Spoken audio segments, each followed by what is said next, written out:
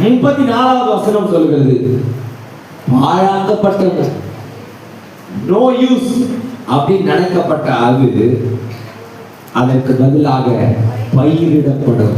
It will be sown. ஒண்ணுமே இல்லைங்க இது.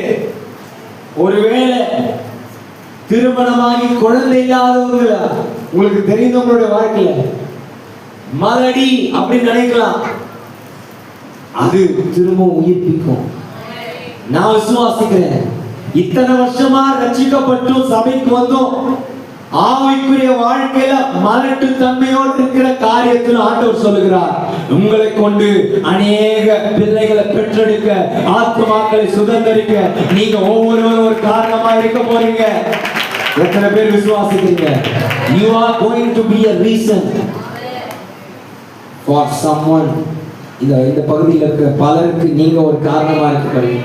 இந்த சகோதரி சொல்லிதான் நான் சபைக்கு வந்து ரட்சிக்கப்பட்டேன். இந்த வருஷத்துல நம்ம அதை கேட்க போறோம். எத்தனை பேருக்கு அப்படி ஆசை இருக்கு?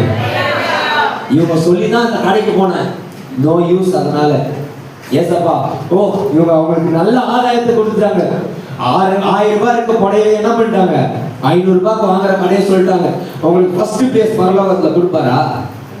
ஆனா மனம் திரும்புகிற ஒரே பாவி நிமித்தம் பரலோகத்துல மிகுந்த சந்தோஷம். அப்போ